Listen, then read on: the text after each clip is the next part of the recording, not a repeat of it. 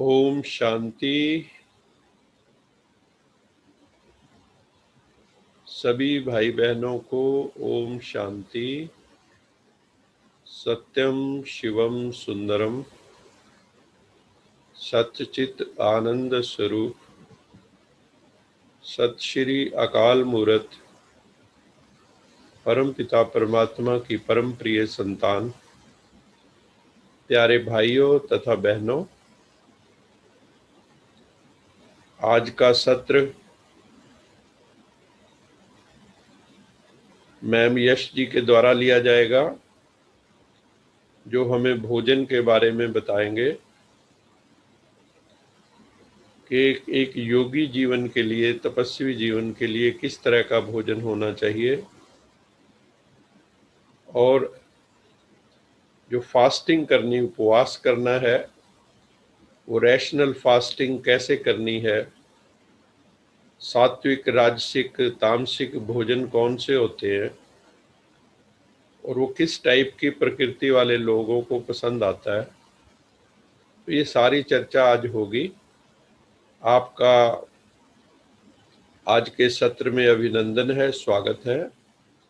अभी हम सब मेडिटेशन करेंगे, रोज की तरह अपने आप को परमपिता परमात्मा से कनेक्ट करेंगे, जुड़ने का प्रयास करेंगे,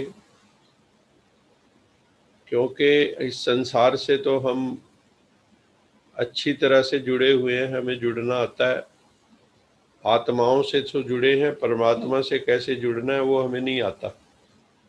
आपस में तो हम एक दूसरे से जुड़े हैं, रिलेशनशिप है, संबंध है, उन सब से हम जुड़े हैं। मित्र हैं, दोस्त हैं, रिश्तेदार हैं, ब्लड रिलेशन है। लेकिन परमात्मा से कैसे रिलेशन एस्टेब्लिश करना है, क्योंकि परमात्मा से जुड़ने का भी सहज साधन क्या है कि हम वास्तव में ही is our creator, divine creator. तो परम पिता परमात्मा जो हमारा डिवाइन क्रिएटर है, हम उसकी गोद के बच्चे हैं। वो मात पिता बंधु सखा सब कुछ है। तो हम उससे आज कनेक्ट करेंगे रोज की तरह। उसके लिए ये शरीर काम नहीं आता, इस शरीर से परे जाना पड़ता है। ये इंद्रियां इस संसार के लिए, परमात्मा को मिलने के लिए we have to go beyond senses, अतीन्द्रिय होना पड़ता है। यहाँ भ्रिकुटी में आ जाओ, ये हमारा असली स्थान है जहाँ हम उपस्थित हैं। मैं आत्मा भ्रिकुटी में विद्यमान हूँ।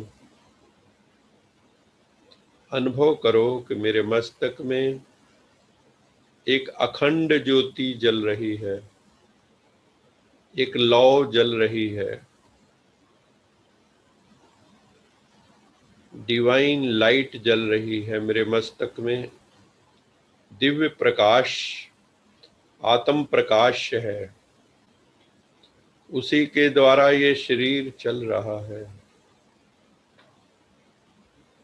आत्मा निकल गई तो शरीर शांत हो जाता है, कितना भी बड़ा, कितना बलशाली हो। तो वो चैतन्य ऊर्जा, कॉन्शियंट एनर्जी, भ्रिकुटी में मैं आत्मा विद्यमान हूँ। परम पिता परमात्मा ने हमें बताया है, हम आत्माएं हैं। जितने भी रिश्तेदार इस संसार में हमारे हैं, वो सब इस जन्म के लिए हैं। हर जन्म में नए रिश्ते बनते हैं, पिछले सब भूल जाते हैं। यहाँ से भी एक दिन जाना है। यहाँ पे कोई परमानेंट ठिकाना नहीं है। मैं आत्मा हूँ। मुझ आत्मा का स्वधर्म शांति है, इसलिए मुझे अपने को शांत करना है। रिलैक्स योरसेल्फ, अपने को ढीला छोड़ दो, कमर सीधी कर लो। physically relaxed but mentally alert, मस्तक में ज्योत,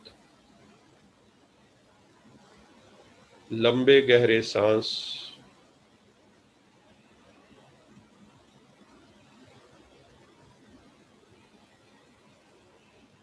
जितना लंबा सांस ले सकते उतना लंबा सांस लो, लेकिन आवाज नहीं होनी चाहिए। धीरे धीरे श्वास लेना है।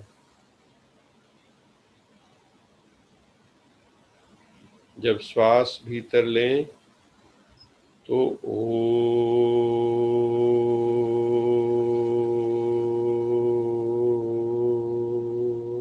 मन में चले।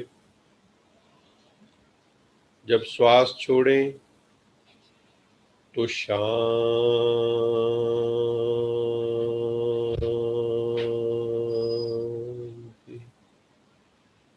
इसके साथ साथ अपने श्वासों को साक्षी होकर देखें। Be the witness to your breathing. अपने श्वासों के साक्षी हो जाएं।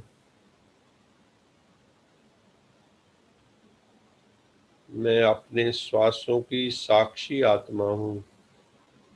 श्वासों की माला निरंतर चल रही है, 24 घंटे चल रही है। अनकॉन्शियसली हमें पता भी नहीं चलता। जब सोए हैं तब भी श्वास चल रही है। अभी होश से श्वास को देखो, श्वास को देखो। श्वास आ रहा है, श्वास जा रहा है। ओम शांति। हर श्वास में चल रहा है, इसलिए मुझे हर परिस्थिति में शांत रहना है। मैं शांत स्वरूप आत्मा हूँ। I am a peaceful soul. मैं शांति के सागर परम पिता परमात्मा, सत्यम शिवम सुंदरम, सतचित आनंद स्वरूप, सत श्री अकाल मूर्त की संतान हूँ, जो ज्योतिर्लिंगम शिव है। देह शिवा बर मोहे अहे, शुभ कर्मन ते कबहू न टरो।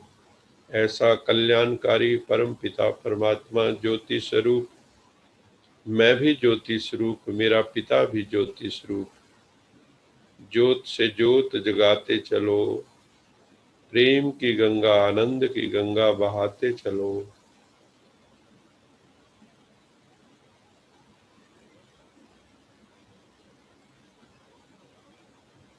आनंद की वर्षा हो रही है, शांति की वर्षा हो रही है। आनंद ही आनंद है। मन शांत हो गया है। श्वासों के साथ ओम शांति, ओम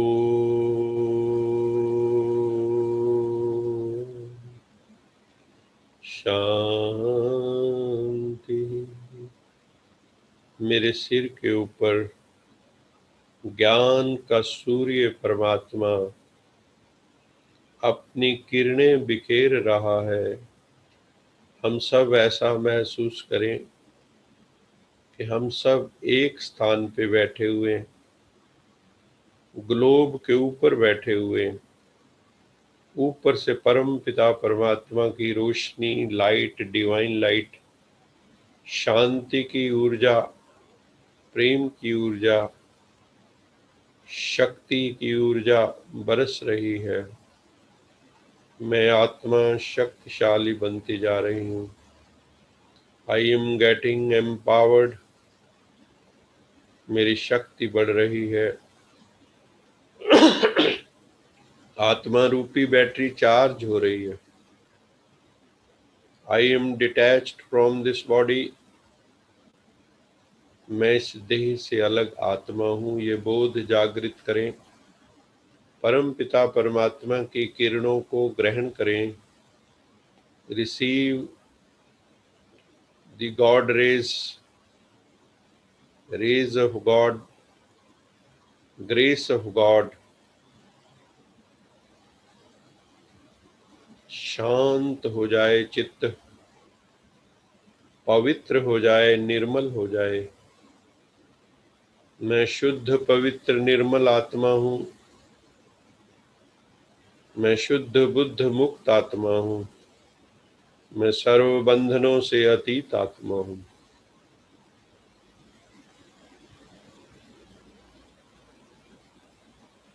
मैं सर्व बंधनों से मुक्त आत्मा हूँ। मैं योग युक्त शक्ति युक्त आत्मा हूँ।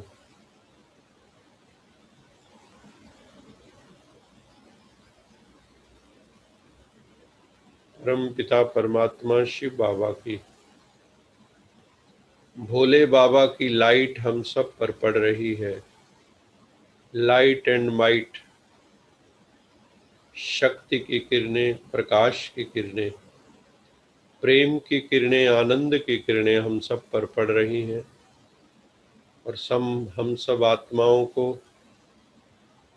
शक्तिशाली बना रही हैं, पीसफुल बना रही हैं, लवफुल बना रही हैं। तू प्यार का सागर है। तेरी एक बूंद के प्यासे ऐसे हम गाते आए हैं, लेकिन अब तो प्यार का सागर अपना हो गया है। मैं आत्मा भी प्यार का सागर बन जाऊं, आनंद का सागर बन जाऊं, सुख का सागर बन जाऊं, शांति का, पवित्रता का सागर बन जाऊं।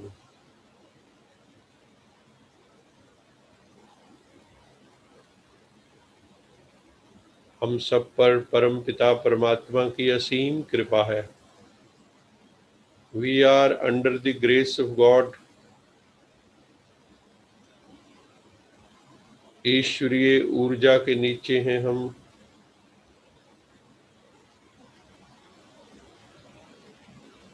जो शांति से, शक्ति से भरी हुई है।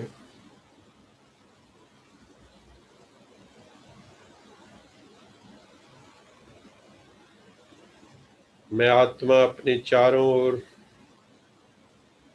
शक्ति की किरणें, शांति की किरणों का अनुभव कर रहा हूँ। परम पिता परमात्मा की कृपा बरस रही है, अनुग्रह बरस रहा है, ग्रेस बरस रहा है। मैं धन्य भागी हूँ आत्मा कि परम पिता परमात्मा का सानिध्य प्राप्त हुआ है। परमात्मा मुझ पर कृपा कर रहे हैं। I am thankful to God Father. Shiv Baba, आपका बहुत बहुत शुक्राना। आपने हमें मुस्कुराना सिखा दिया। आपने अपना बना के हमें मुस्कुराना सिखा दिया।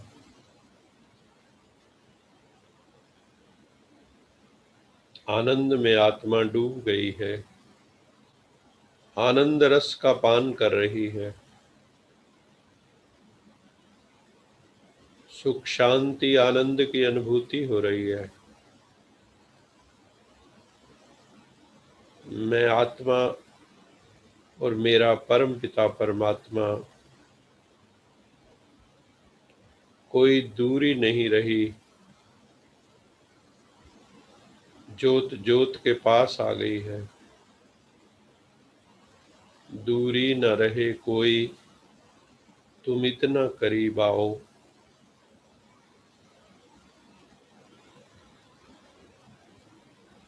मैं तुझ में समा जाऊं, तू मुझ में समा जाओ। आत्मा परमात्म स्वरूप हो जाए। मास्टर शांति का सागर, मास्टर सर्वशक्तिवान हो जाए। ऐसा बोध हमें अनुभव हो रहा है। सब दीवारें टूट गई हैं। हम सब आत्माएं आपस में भाई भाई हैं, एक पिता की संतान। एक नूर ते सब जग उपजै, कौन भले कौन मंदे। परमात्मा ने तो सबको भले ही बनाया था, हम अपने कर्मों के कारण मंदे बन गए हैं, बुरे बन गए। अब फिर से हमें वो मंदे से चंगे बनाने आया है।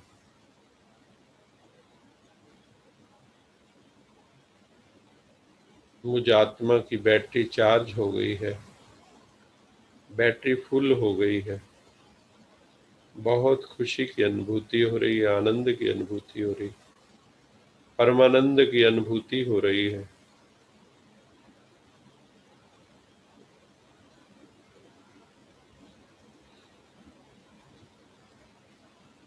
परम पिता परमात्मा शिव बाबा, आपका बहुत बहुत शुक्राना।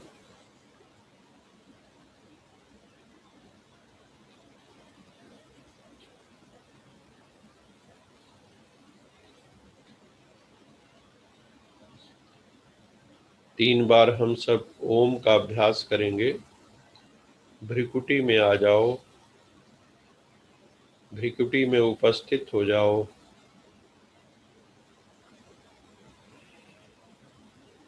ओ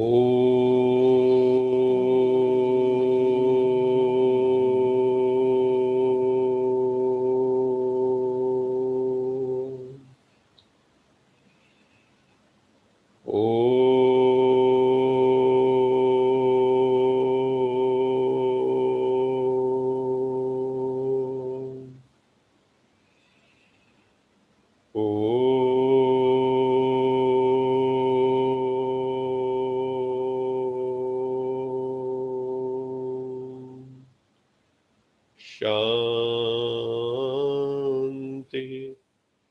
शांति शांति।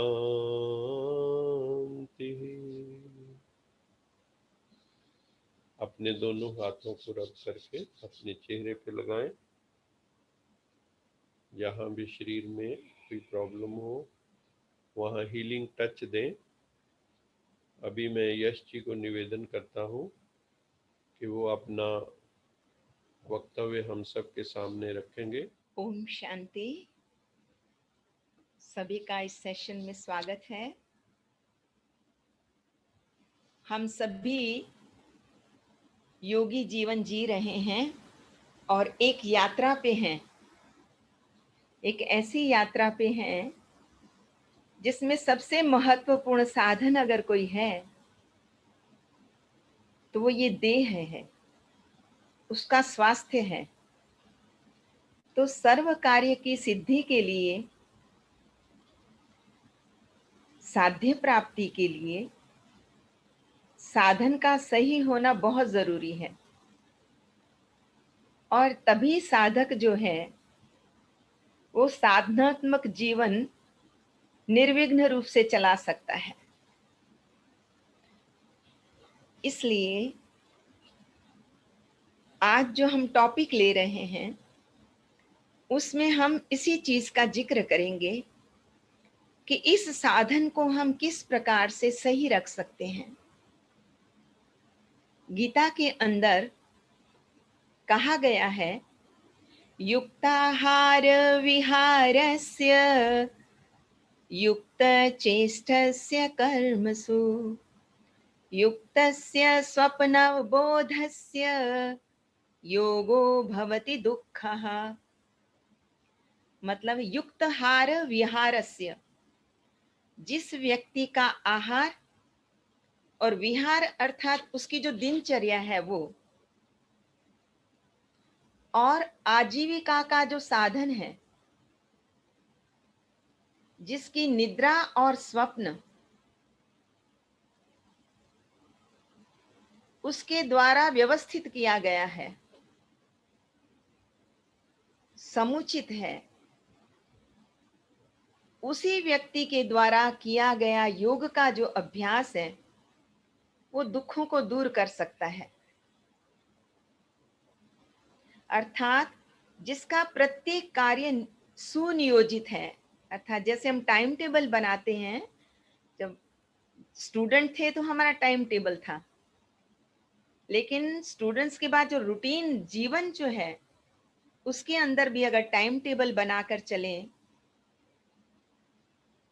तो मन और बुद्धि को भटकने का अवसर ही नहीं मिलेगा।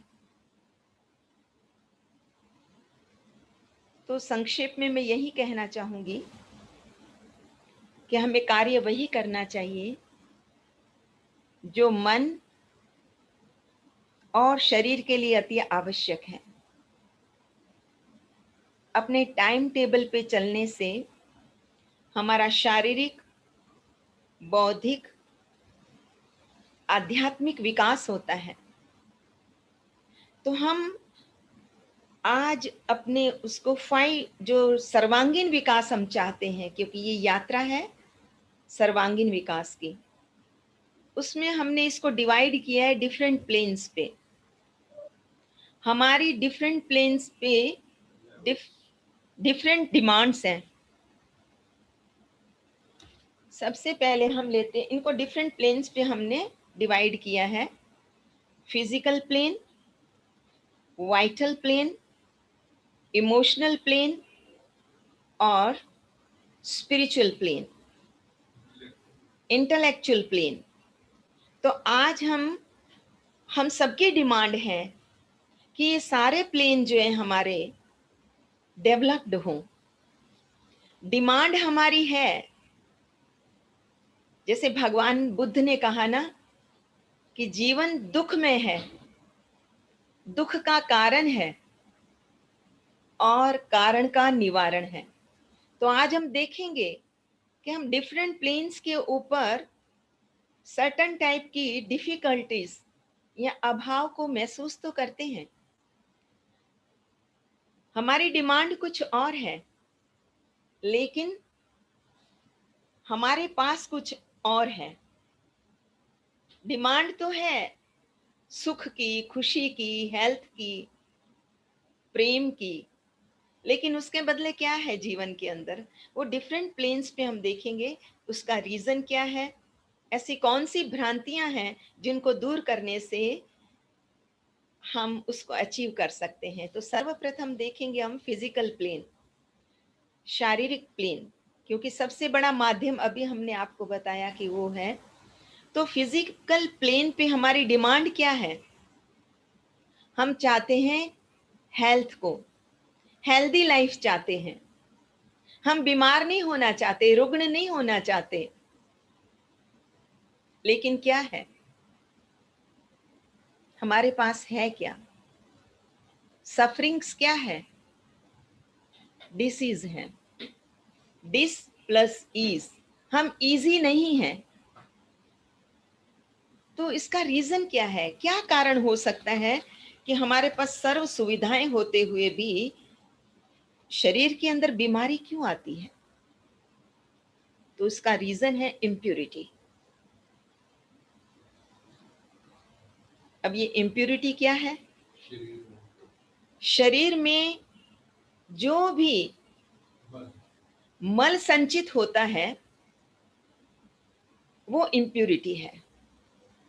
फॉर एग्जाम्पल मैं आपको बताना चाहूंगी, जिस प्रकार से आप देखते हैं कि आपकी घर से जो गटर निकलती है, जिसके अंदर पानी जाता है, वेस्टेज जाता है, तो ज्यादातर उसको रोज साफ तो किया जाता है और ऐसा भी दिखता है उसमें पानी ऊपर से साफ भी जा रहा है, लेकिन नीचे उसके क्या जम जाता है, काई जम जाती है। उसके लिए आपको फिर उसके ऊपर उसको स्पेशल साफ करने के लिए कोई लाइजोल है, ऐसी चीजें डालनी पड़ती हैं, फिनाइल डालना पड़ता है, तब वो साफ होता है। ठीक इसी प्रकार हमारी बॉडी के अंदर भी जो सिस्टम है उसमें इम्प्यूरिटी धीरे धीरे जमनी शुरू हो जाती है। ये इम्प्यूरिटी जो हमारे शरीर के अंदर वाइटल एनर्जी प्रवाहित होती है उसको ऑब्स्टिकल पैदा करती है। और जैसे जैसे ये इम्प्यूरिटी बढ़ती चली जाती है, तो बीमारी के रूप में वो प्रकट होती है। अब हमारे मन में एक भ्रांति है, भ्रांति कहो या हमने सुना हुआ है या हमने उसको अनुभव भी किया है कि जब बीमार होते हैं मेडिसिन लेने से वो ठीक हो जाता है। तो हमारे मन के अंदर ये निश्चय है कि मेडिसिन विल गिव हेल्थ, दवाई से हमें स्वास्थ्य प्राप्त होगा। ये भ्रांति है, ये सत्य नहीं है। तो इसका सॉल्यूशन क्या है? इसका सॉल्यूशन जो है रियल में वो है रैशनल फास्टिंग, अर्थात विवेकपूर्ण फास्टिंग, विवेकपूर्ण उपवास। उपवास मतलब उपवास, परमात्मा के साथ बैठना ऐसा होता है, या अपने से जो ज्ञानी आत्मा है उसके संबंध संपर्क में उसके निकट बैठना और बैठकर सीखना। अब यहाँ पर रैशनल फास्टिंग का अर्थ ये है कि जैसे हम लोग सभी फास्ट तो करते हैं, नवरात्रि में करते हैं ना, साल में 2 बार नवरात्रि आती है, तो नवरात्रि के दिन में हम लोग फास्ट करते हैं।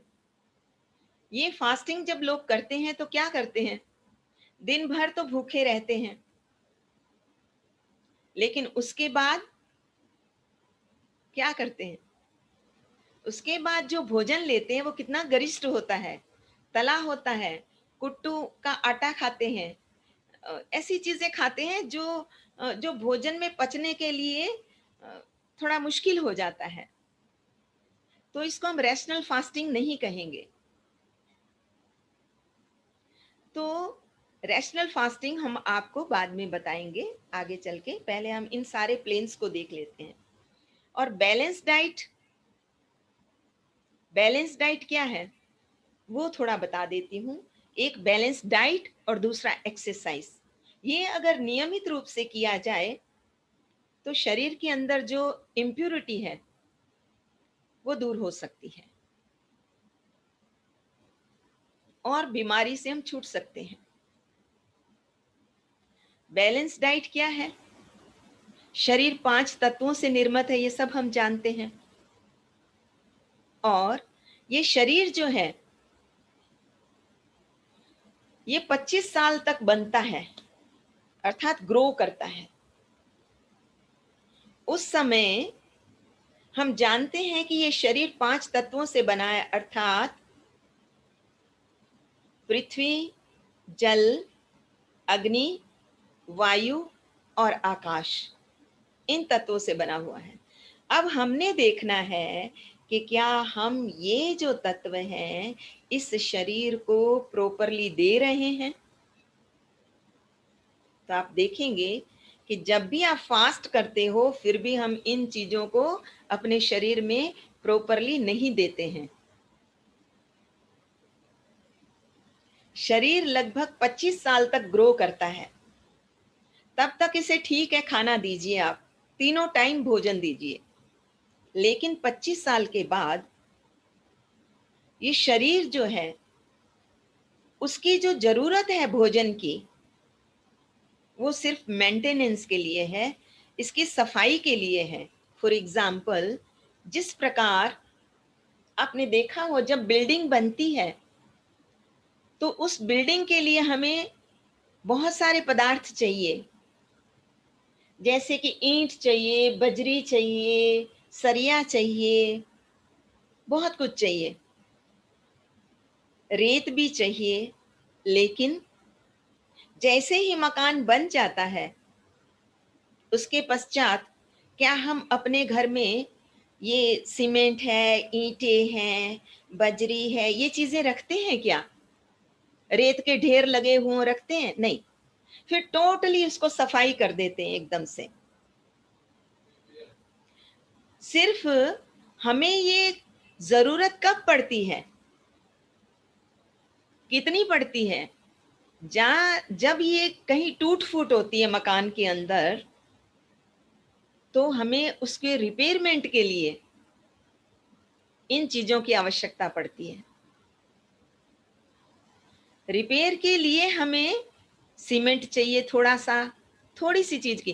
ठीक उसी प्रकार से ये जो शरीर रूपी जो हमारा मकान है, उसको भी अब 25 साल के बाद जो भी खुराक चाहिए, जो भी भोजन की आवश्यकता है, वो इतनी है कि जैसे इस शरीर को मेंटेन करके रखना है। अगर हम मेंटेनेंस से ज्यादा इस बॉडी के अंदर डालते हैं, तो आप देखो उसका परिणाम क्या आता है, क्योंकि उस रूप में उसकी सफाई तो होती नहीं है।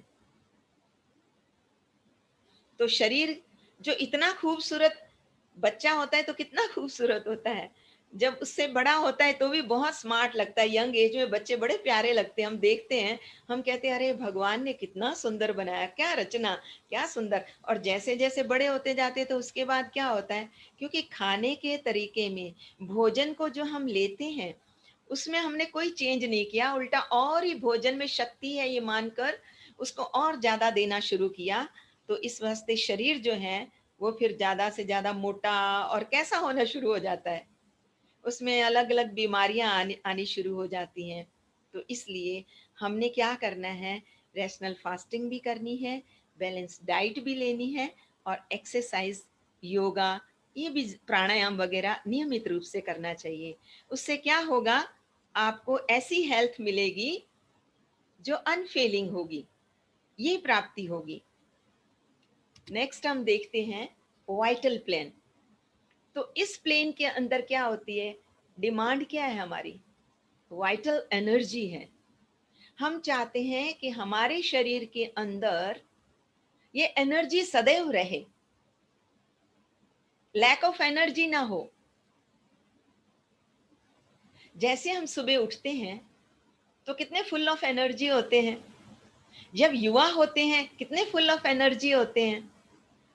लेकिन हम देखते हैं कि जैसे जैसे हमारी एज में परिवर्तन आता है, तो वो एनर्जी जो थी, वो जो बबलिंग एनर्जी थी, वो नहीं रहती है। उसके स्थान पर क्या होता है, थकान, फटीग, ये आ जाती है। तो we are suffering from fatigue, but demand is vital energy. हमारी एनर्जी रहनी चाहिए, हमारी डिमांड है, और उसके लिए हम प्रयास करते हैं। लेकिन वो प्रयास हमारे सही दिशा में नहीं होते हैं। हम सुबह कितने एनर्जी से फुल होते हैं, और जब दिन भर कार्य करने के पश्चात ऑफिस से घर लौटते हैं, जहाँ गृहिणी जो घर में कार्य कर रही होती है, वो भी जब घर का कार्य करती है तो वो भी थक जाती है, कहती मैं तो थक गई हूँ। तो इसका रीजन क्या है, इसका रीजन है कि बॉडी के अंदर एसिड बढ़ जाता है। एसिडिटी, एसिडिटी की मात्रा बढ़ने से भी आदमी जो है उसमें थकान आती है। क्योंकि ऐसा कहा गया है कि हमारी बॉडी के अंदर जो अल्कलाइन चीज है वो तो हमको 80% देनी चाहिए। जो एसिडिक भोजन नहीं है उसकी मात्रा 80% होनी चाहिए हमारी डाइट में। और जो एसिडिक फूड वो 20%। लेकिन हम क्या देख रहे हैं, है उल्टा। एसिडिक फूड जो है वो तो 80% से भी ज्यादा ले रहे हैं, और जो अल्कलाइन डाइट है वो आप देखिए, आपकी मात्रा जो एसिडिक फूड है, जैसे तला हुआ है, गरिष्ठ भोजन है, सीरियल पल्सेस की मात्रा ज्यादा है, ये सारे एसिड को प्रोड्यूस करते हैं। जो सात्विक भोजन नहीं है, जो तामसिक भोजन है, वो तो एसिडिटी का घर है।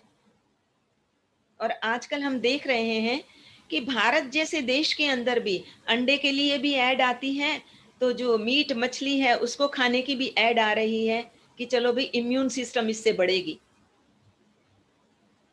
फिर तो जो इस तरह का तामसिक भोजन लेते हैं वो तो बीमार पड़ने ही नहीं चाहिए। लेकिन ऐसा नहीं, ये हमारी भ्रांति है। हम समझते हैं कि food is the source of energy, इसलिए खूब खाओ, खाएंगे तो शक्ति आएगी। लेकिन कैसे खाना, क्या खाना, किस प्रकार खाना ये हम नहीं जानते हैं। इसलिए इसके लिए भी आगे हम बताएंगे कि कौन सी एज उसके लिए, किस एज में किस बल वाला कार्य। जैसे कोई आप सोचिए कोई मजदूर है, वो कार्य करता है, वो फिजिकल वर्क बहुत ज्यादा करता है, इसलिए उसकी जो फूड है, फूड का कंजप्शंस जो है वो डिफरेंट होगा जो एक व्यक्ति ऑफिस में बैठ के कर्म करता है। अगर दोनों का भोजन एक जैसा होगा तो फिर तो बीमारी का घर ही बनेगा, ये शरीर में शक्ति नहीं रहेगी।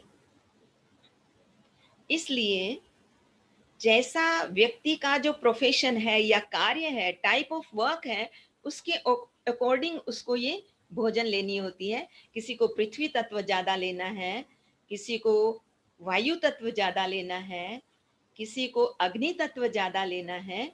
ये उसके कर्म के आधार, वर्क के आधार पर डिवाइड किया जाता है। यहाँ पर मैं बताना चाहूंगी थोड़ा सा कि जो ये जो तत्व है किस तरह से फूड से हमारे बॉडी में आते हैं। इसमें है कि जो पृथ्वी तत्व है, जिससे ये शरीर के अंदर हड्डियां हैं, जो मांस है, ये सब बनता है, ये पृथ्वी तत्व के अंतर्गत आता है, क्योंकि ये दिखाई देता है ना ठोस। इसलिए पृथ्वी तत्व के अंतर्गत जितने भी सीरियल्स और पल्सेस है वो सब आते हैं। जितने भी हमारे दाल है, गेहूं है, चावल है, ये सारी चीजें इसके अंतर्गत आती हैं।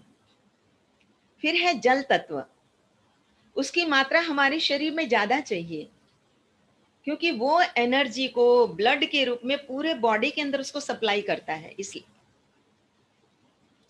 तो एयर तत्व जो है वो पत्तियों के माध्यम से आता है।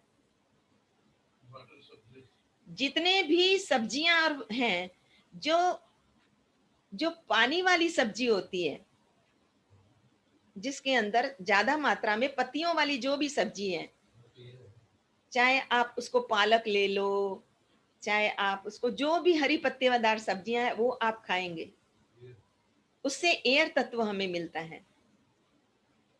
इसी प्रकार जो जल तत्व, हाँ, जल तत्व सब्जियों से आया, एयर तत्व पत्तीदार जो सब्जियां होती है उनसे आएगा, और अग्नि तत्व ये जितने भी फ्रूट्स हैं वो सोलर की हीट से पकते हैं। इसलिए अग्नि तत्व को बढ़ाने के लिए फ्रूट्स खाया जाता है। आप देखेंगे कि खाने से पूर्व अगर आपने फ्रूट खाया हो तो आपको बहुत भूख लगेगी, तो अग्नि तत्व को बढ़ाने के लिए फ्रूट्स की मात्रा खाई जाए तो ठीक रहेगा। जिनको भूख नहीं लगती है वो अगर फल की मात्रा को अपने जीवन में ले लेंगे तो उनको उनकी भूख जो है प्रदीप्त हो जाएगी। फिर आ गया वायु। वायु की मात्रा जो है तो उसके लिए प्राणायाम, आप देखिए हम कितना शैलो ये जो है ब्रेथ करते हैं, हमें पता ही नहीं होता कि हम सांस ले रहे हैं, छोड़ रहे हैं, एकदम शैलो। कभी बैठकर बाहर गहरे सांस लेने और छोड़ने का अभ्यास करना चाहिए, जिससे पर्याप्त मात्रा के अंदर एयर, शुद्ध एयर अंदर जाए और ब्लड प्योरिफिकेशन हो जाए, इम्प्योरिटी बाहर आ जाए। और आकाश तत्व, इसको तो अधिकांशतः हम सारे दिन में लेते ही नहीं है। आकाश मीन्स वैक्यूम, खाली, अर्थात फास्टिंग। उसके लिए उपवास करना है। जब आप उपवास करते हो तो क्या है, आकाश तत्व मतलब एक वैक्यूम क्रिएट होता है, तो सिस्टम जो है ये अपने आप काम करता है।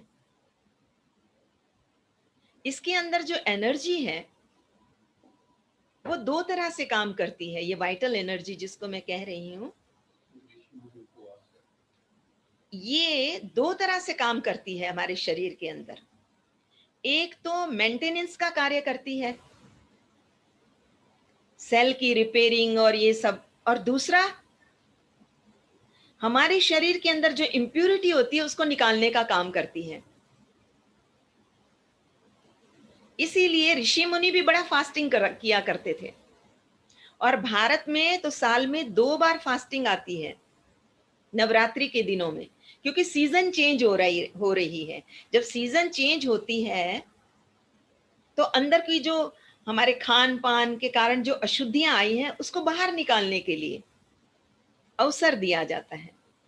इसलिए यहां पर भी सॉल्यूशन यही है कि हमको रैशनल फास्टिंग करनी है, प्राणायाम करना है, पानी की मात्रा अच्छे से लेनी है, तो वाइब्रेंट एनर्जी अपने आप महसूस होगी अंदर में। ये हमारा खुद का अनुभव है कि जब आप कहीं और किसी जगह पे जाते हैं, वहां का जलवायु डिफरेंट होता है, तो उस समय आप अगर फास्टिंग करते हैं, खान पान में अपना परहेज रखते हैं, तो आपको ये प्रॉब्लम कभी नहीं आएगी। इसलिए हमारे शरीर के अंदर एसिड की मात्रा कम करने के लिए हमें क्या करना चाहिए? अल्कलाइन फूड लेनी चाहिए। जैसे नींबू पानी है। वैसे नींबू खट्टा है, आप कहेंगे ये तो खट्टा है, ये तो एसिड है, नहीं, लेकिन वो अल्कलाइन डाइट के अंतर्गत माना जाता है। तो आप सुबह उठते ही नींबू पानी ले सकते हैं। ठीक इसी प्रकार से जो ग्रीन वेजिटेबल जूस होता है, ये भी अल्कलाइन माना जाता है। हाँ, इसके अंदर आप नमक वगैरह ऐड नहीं करना, उसको जैसा है वैसा पी लेना। इसी प्रकार से हम ऐश गार्ड का जूस पी सकते हैं, सैलेड खा सकते हैं, खीरा वगैरह जो बीट रूट है, गाजर है, ये सारी चीजें जो हैं ये अल्कलाइन डाइट है। और एसिडिक फूड के अंदर तो आप जितनी भी प्रोसेस्ड फूड खाते हैं, जितना भी तामसिक भोजन है, मीट है, अंडा है, ये कॉर्नफ्लेक्स जो बच्चे खाते हैं,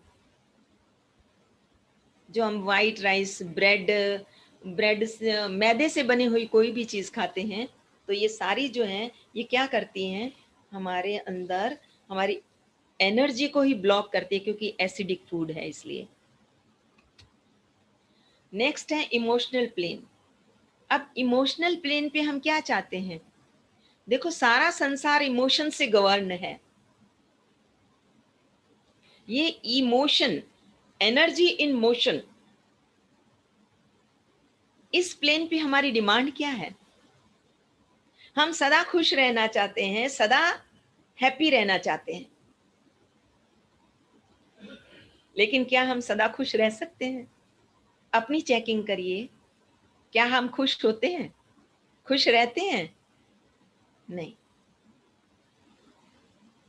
क्या है वहां पर? हमारे वरी है, एंजाइटी है, टेंशन है, फियर है, कितनी चिंताएं हैं, कितनी थकान है, स्ट्रेस है, हम्म, तनावपूर्ण जीवन है, और भय भी है। भय किस चीज का है? क्यों है भय? क्यों है चिंता? क्योंकि हमारी अटैचमेंट है उन चीजों से, चाहे वो व्यक्ति हो, चाहे वो वस्तु हो, हमारी अटैचमेंट है, आसक्ति है। हम लोग ये समझते हैं, जो भ्रांति है कि इमोशनल प्लेन पे हमें अगर खुश रहना है, अगर जिंदगी के अंदर हम खुशियां चाहते हैं, तो भी खूब वेल्थ इकट्ठा करो, खूब धन इकट्ठा करो, खूब साजो सामान इकट्ठा करो। और सारी दुनिया आप देख रहे हैं उसके पीछे ही लगी हुई है कि ज्यादा से ज्यादा धन, ज्यादा से ज्यादा प्रॉपर्टी ये मैं इकट्ठा कर लूं। और जिन रिश्तों के लिए वो चिंतित है, जहां से उसे रियल खुशी मिलनी है, वहां पर तो बिल्कुल उसका ध्यान ही नहीं है। इसलिए इसका सॉल्यूशन एक ही है, वो ये है डिस्क्रिमिनेट सर्विस। जो हम सर्विस करते हैं उसके अंदर उसको सिर्फ अपने तक सीमित ना रखें, इतने स्वार्थी ना बन जाएं, लेकिन थोड़े परमार्थी भी बने। तो इसके लिए हम क्या करेंगे, सॉल्यूशन जो है उसके लिए कि एक तो अपनी जो इनकम है उसमें से 1/10 जो है वो जरूर निकालें। अगर जीवन में सच्ची खुशी चाहते हैं, सच्ची प्रॉस्पेरिटी चाहते हैं, दशांश जरूर निकालिए, जरूर निकालिए। क्योंकि हर धर्म के अंदर दशांश का जिक्र है। चाहे आप हमारे सनातन धर्म को देख लीजिए, दशांश का नियम है वहां पर। चाहे आप सिख धर्म को देख लीजिए, वो दसवंध निकालते हैं।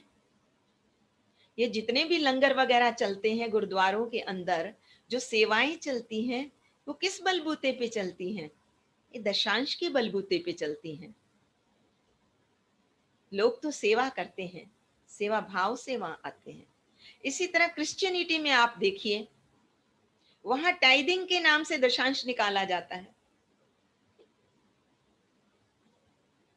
मुस्लिम धर्म के अंदर 2.5% निकाला जाता है, इसको जकात बोलते हैं वो लोग। तो क्या है कि जो भी आपके पास इनकम है उसे आप जरूर समाज सेवा के लिए जरूर दान करें। ऐसी जगह पर दान करें जहां पर विद्या का प्रचार प्रसार होता हो, जहां पर किसी के जीवन को उत्कृष्ट बनाने में सहयोग मिलता हो, उसके जीवन को सही दिशा मिले, वहां पर हमें 1/10 देना चाहिए। दूसरा, केवल 1/10 पे ही अटक नहीं जाना है। अपने जो 24 घंटे हैं उसमें से 2.5 घंटे आप निकालिए अपनी साधना के लिए, अपनी तपस्या के लिए, अपने इंट्रोस्पेक्शन के लिए। क्योंकि जब भी हम एकांत में अकेले होके बैठते हैं और अपने से बात करते हैं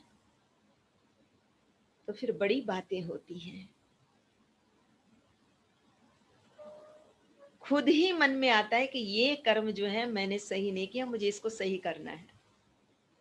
तो आत्म सुधार के लिए जरूर कुछ समय निकालना है। प्लस एक और काम करना है। जब आप भोजन लेते हैं तो उस भोजन को भी 1/4 ही लेना है।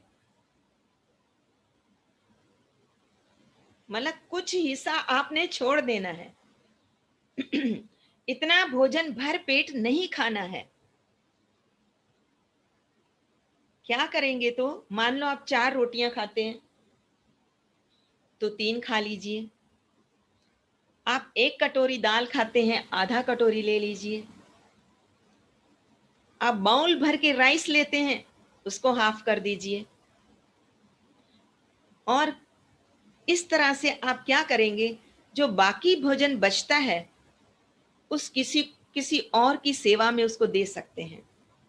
अब आप कहेंगे, अरे पका हुआ भोजन अगर दूसरों को देंगे, जरूरी नहीं कोई व्यक्ति आए, और इन दिनों कोरोना काल में तो कोई लेने भी नहीं आ रहा है, तो क्या करें? कोई कहेगा डॉगी को, फिर डॉगी को भी कितना देंगे? वो वहां पर गंदगी भी फैला सकता है, मक्खियां आ सकती हैं, मच्छर आ सकते हैं, क्योंकि वहां जगह वॉश नहीं होगी। ठीक है, तो हमने क्या करना है कि अपने घर के अंदर जब मान लो आप दाल लाए हैं, आज आपने दाल बनाई, तो उसमें से थोड़ी दाल निकाल के, जैसे एक व्यक्ति के लिए 1 मुट्ठी दाल चाहिए, 2 व्यक्ति है तो 2 मुट्ठी दाल चाहिए, तो आप उसमें से 1 मुट्ठी निकाल के रख दीजिए कि ये मेरे सेवा अर्थ है। इसी प्रकार राइस है तो राइस को भी इसी प्रकार आप एक सेपरेट डिब्बे में इकट्ठा कर सकते हैं और बड़ी बढ़िया खिचड़ी बन सकती है उसकी। इसी प्रकार आप चाहें तो आटा भी आप रख सकते हैं, गेहूं भी रख सकते हैं, राइस भी इस प्रकार से अलग से, सब चीजें ऐसे ही अलग अलग करके ये हम कहीं जैसे कुटिया है वहां दे सकते हैं, गुरुद्वारे में दे सकते हैं, मंदिर में दे सकते हैं, कोई गरीब कभी अभी आ जाए तो उसको हम दे सकते हैं। तो ये चीज ध्यान में रखनी है। प्लस एक और काम करना है, डिस्क्रिमिनेट सर्विस के लिए मैं ये कह रही हूं कि आप क्या करेंगे, आपके पास जो समय है उसके अंदर से जो कोई व्यक्ति अगर आपके पास आता है, जो आपके अंदर क्वालिटीज हैं, उस क्वालिटी में कंजूसी ना करें, उसको शेयर करें। जो भी परमात्मा ने आपको गुण दिया है, शक्तियां दी हैं, उन सब को दूसरों के लिए भी यूज करो। उसके कारण ये मत समझो कि मैं तो ये सब जानता हूं इसलिए मैं अहंकार से भर जाऊं। जो भी चीज, जो भी गुण विशेष आपके अंदर है, उस गुण विशेष से दूसरों की सेवा करनी है। इससे भाग्य बनता है,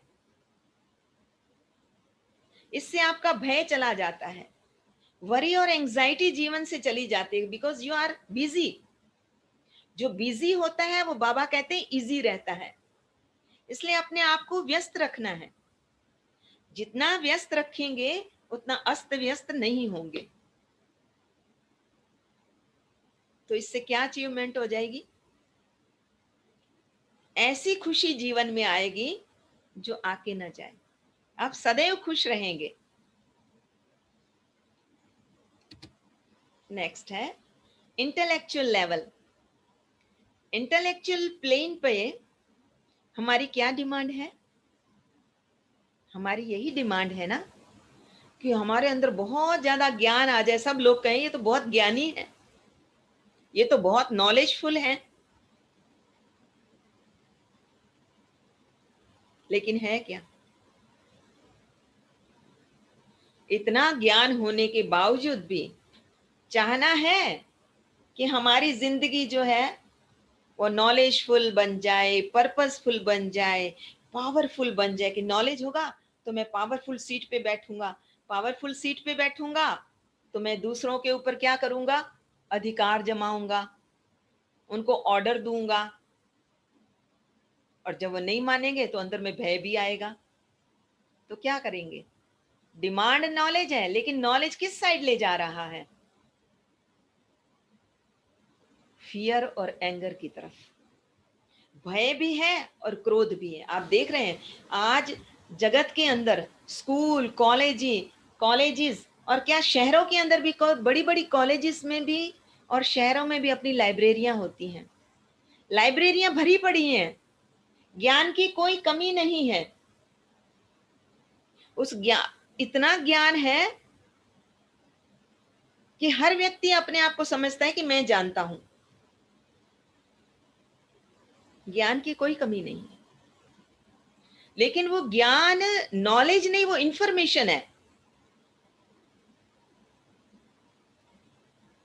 ये हमारी भ्रांति है कि हमें ज्ञान है। और वो ज्ञान भी कहां से मिल रहा है? ये सोचते हैं कि वो बुक्स से मिलता है। जितनी किताबें पढ़ेंगे उतना ज्ञान। तो आप देखिए जितना ज्यादा जो व्यक्ति पढ़ा हुआ है, क्या उसके अंदर फियर नहीं है? क्या वो बहुत पोलाइट है? क्या मृदुभाषी है वो? क्या वो सबको नम्रता से सम्मान देता है?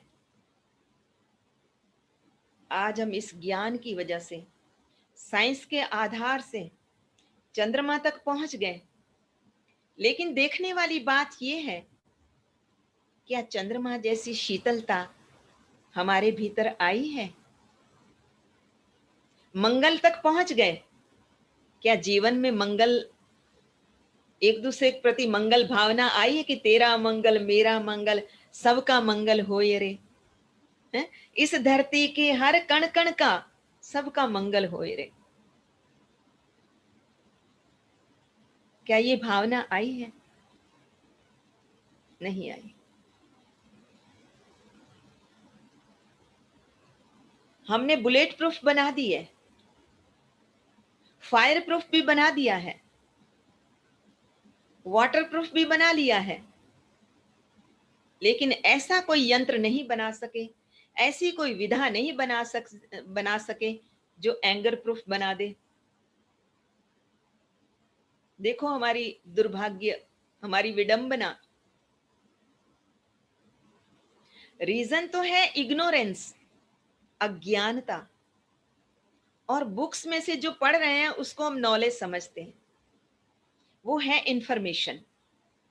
जब नॉलेज कब बनता है, कोई भी इंफॉर्मेशन जब आप प्रैक्टिकल लाइफ के अंदर जीते हो ना, तो वो नॉलेज बन जाता है।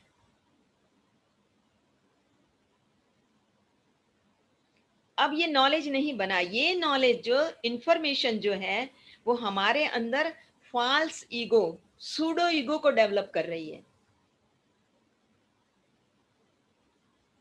अहंकार, मैं ज्यादा पढ़ा लिखा हूं, मैं ज्यादा रूपवान हूं, मैं पुत्रवान हूं, मैं नेता हूं, ये अंदर में ईगो। और जैसे रावण देखो कितना पढ़ा लिखा था, चारों वेदों का, शास्त्रों का ज्ञाता था, लेकिन कर्म कैसा किया? अहंकार कितना था उसके अंदर, और अहंकार से क्या हुआ? विनाश को प्राप्त हुआ ना। ऐसे ही यहां पर क्या है कि जो अहंकार है मनुष्य का, वो मनुष्य के मनुष्यत्व का नाश कर रहा है, सारी मानव जाति का नाश हो गया। अहंकार के परिणाम स्वरूप आज पूरी सृष्टि में देखो, तीसरे विश्व युद्ध के लिए सब तैयार हो रहे हैं। इतने एटम बम, हाइड्रोजन बम और पता नहीं क्या क्या बना दिया है। ये विनाशकारी अस्त्र शस्त्र कहीं शोकेस में बाबा कहते रखने के लिए नहीं बनाए, उनकी एक्सपायरी डेट भी तो होगी ना। तो हमने क्या किया? मूर्खतापूर्ण कार्य किया। कालिदास जैसे जिस पेड़ की शाखा पे बैठा था, उसी को कहते हैं काट रहा था। तो हम क्या कर रहे हैं? हम तो पूरी मानव जाति का विनाश करने के लिए तैयार हैं। सॉल्यूशन सिर्फ एक ही है कि प्रॉपर मेडिटेशन किया जाए, जो रोज हम यहां पर करते हैं, कि किसी प्रकार से हमारे भीतर निर्मलता आ जाए, आत्मबोध जागृत हो जाए। टाइम हो गया। हम ये चाहते हैं, हमें चाहिए सर्वांग नॉलेज, पूरा प्रोफाउंड नॉलेज, आधा अधूरा नहीं। एक बार, जो पहले के जमाने की बात है, लोग बच्चों को गुरुकुल में भेजते थे शिक्षार्थ, और जब वहां से वो शिक्षा प्राप्त करके आते थे तो उनके अंदर नम्रता होती थी। अब ऐसे ही एक शिष्य को, एक बच्चे को, उसके पिता ने, शायद याज्ञवल्क्य ही थे, उन्होंने अपने बच्चे को गुरुकुल में भेजा। वहां से जब वो वापिस आया तो उसको अंदर में थोड़ा, यंग एज में कुछ नई चीज सीख के आए तो व्यक्ति को थोड़ा सा ये होता है ना कि आई एम समथिंग। जब घर में उन्होंने प्रवेश किया, घर में बाहर गेट पे ही अभी प्रवेश किया, तो उनके पिताजी ने देखा कि मेरा बच्चा जो है ना, उसकी चाल में ये बॉडी कॉन्शियसनेस की बू आ रही है, इसके अंदर सूडो ईगो की बू आ रही है। तो उन्होंने उसे वहीं रोक लिया और उन्हें पूछा, हाँ भाई, सब विद्या प्राप्त करके आ गए? तो उस पुत्र ने जवाब दिया, हाँ पिताजी, मैं सब कुछ सीख के आया हूं, पास होके आया हूं। तो फिर उन्होंने कहा, अच्छा, क्या वो भी सीख लिया है जिसके सीखने के पश्चात कुछ सीखना बाकी नहीं रहता है? उसने कहा, वो तो मैंने नहीं सीखा गुरुजी ने। तो कहते हैं वो आपने क्यों नहीं पूछा। फिर वो गुरु के पास गए, जाके गुरु से पूछा कि गुरुजी ऐसा क्या है, ऐसा कौन सा ज्ञान है जिसको सीखने के पश्चात कुछ सीखना शेष नहीं रहता, वो आपने मुझे क्यों नहीं बताया। उन्होंने कहा बच्चे तूने पूछा ही नहीं था।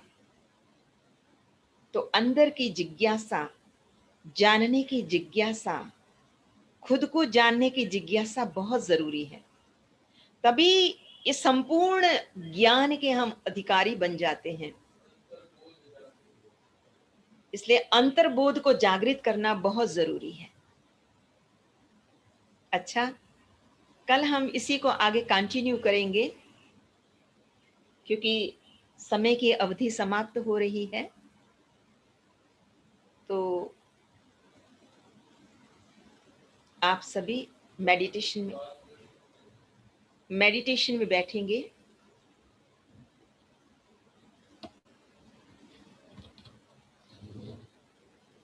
आप मेडिटेशन में बैठेंगे, सीधे बैठें।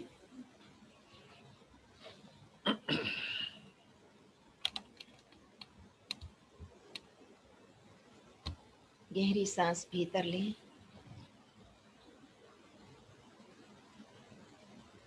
हमने प्राणायाम का जिक्र किया था, तो गहरी सांस भीतर लें और छोड़ दें। पुनः गहरी सांस भीतर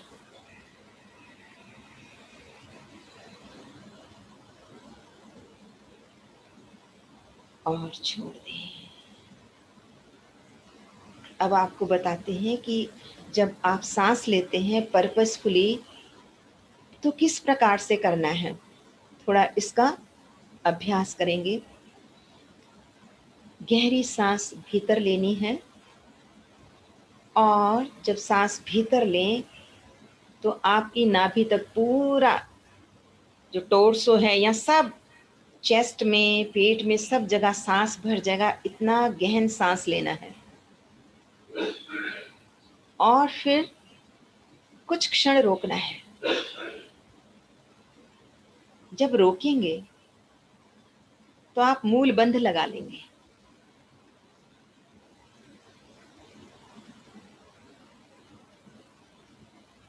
मूल बंध क्या होता है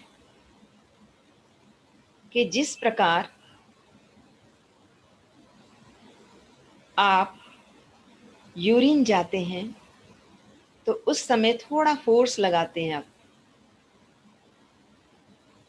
इसी प्रकार से जो रेक्टम है उसको भी इनको ऊपर की तरफ खींचना है, ऐसा है। तो ये बंद लग जाता है। जहाँ कभी आपको बाहर गए हैं और वहां पर आपको हाजत हुई है, आपने पेशाब जाना है लेकिन व्यवस्था नहीं है, तो आप क्या करते हैं, थोड़ी देर रोक लेते हैं ना। बस यही, इसको मूल बंध कहा जाता है। तो आप जब सांस लेंगे पूरे में तो क्या करेंगे, मूल बंध लगा देंगे। उसके बाद धीरे से कुछ क्षण रोकने के पश्चात सांस को बाहर निकाल देंगे और मूल बंध हटा देंगे।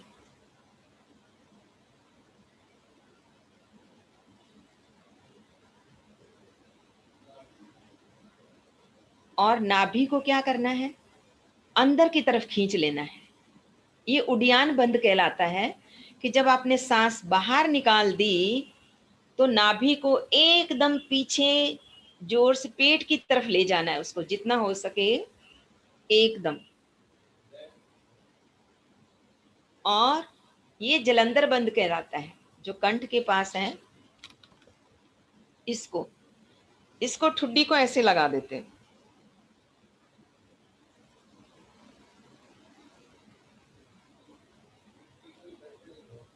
अब तीनों हम इकट्ठे लगाएंगे। जब सांस को बाहर निकाल देंगे तो हम तीनों बंद इकट्ठे लगाएंगे। उसमें सबसे पहले इस बंद को खोला जाता है जलंधर बंद को जो कंठ में है, उसके बाद जो नाभि में है जिसको उडियान बंद कहते हैं, और फिर मूलाधार के अंदर जो मूल बंध है उसको छोड़ना होता है। क्रमशः ऊपर से छोड़ते चले जाएंगे, लास्ट में नीचे वाला छोड़े। चलिए आप अब इस अभ्यास को करते हैं।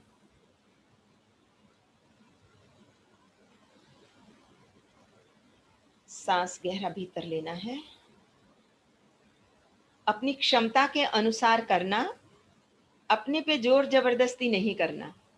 कृपया इस चीज का ध्यान रखना है। क्रमशः आपके अंदर इसको सहजता से करने की शक्ति अपने आप आ जाएगी, क्योंकि अभ्यास करने से उसमें सफलता जरूर मिलती है। तो सांस भीतर लेंगे,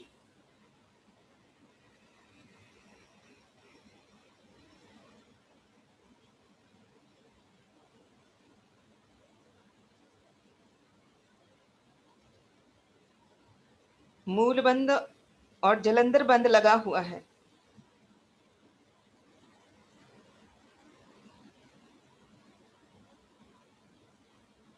जलंधर बंद खोलेंगे, धीरे से सांस बाहर आने देंगे।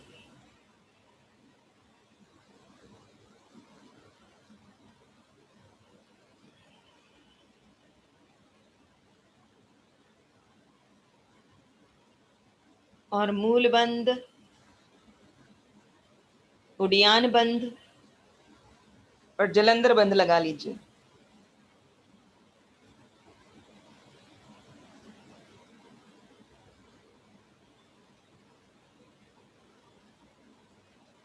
धीरे से जलंधर बंद, फिर उडियान बंद और फिर मूल बंद को छोड़ देंगे। आप इस चीज का अभ्यास घर पे करना, ठीक है। अभी समय की सीमा समाप्त हो रही है, इसलिए 5 बार ओम ध्वनि करेंगे। ओम ध्वनि करने में भी एक चीज ध्यान में रखना कि अपनी भ्रुकुटी में आपने प्रकाश के ओम को देखना है, क्योंकि ये अक्षर जो है ये साधारण नहीं है, ये भी बड़े दिव्य हैं। ये भी अज्ञात से उतरे हुए हैं। हमने अनुभव किया है कि प्रकाश के अक्षर हैं। जैसे सूर्य का प्रकाश होता है, ऐसे ही जितने भी स्वर हैं ये सारे प्रकाश के हैं। तो आपने प्रकाश का ओम यहां देखना है अपनी भ्रुकुटी में। जब आप श्वास ले रहे हैं तो ये सांस इस प्रकाश को, इस ओम को स्पर्श करता हुआ आपके शरीर के भीतर जा रहा है। ऐसी मानसिक अवस्था रखनी है, ऐसा भाव रखना है अपने भीतर, फिर अनुभव करना क्या होता है। चलिए ओम की ध्वनि करेंगे उस भाव के साथ। गहरी सांस भीतर, ओ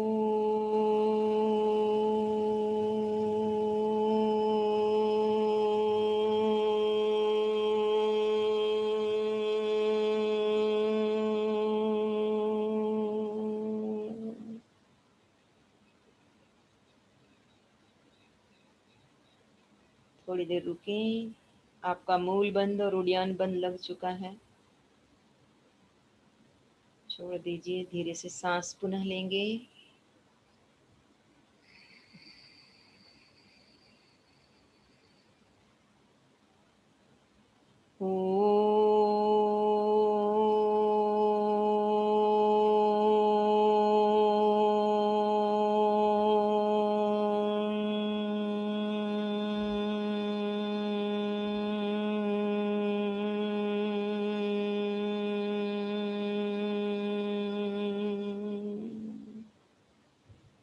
नाभि एकदम पीछे,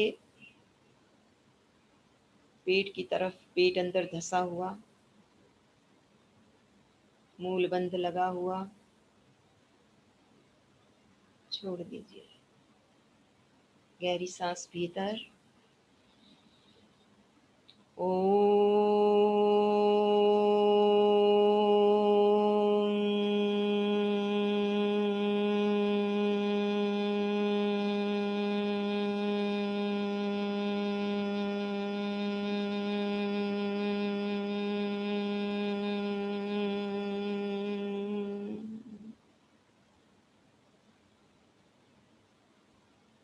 सर्वे भवन्तु सुखिनः, सर्वे सन्तु निरामया, सर्वे भद्राणि पश्यन्तु, मा कश्चित् दुःखभाग् भवेत्। ॐ शान्तिः शान्तिः शान्तिः।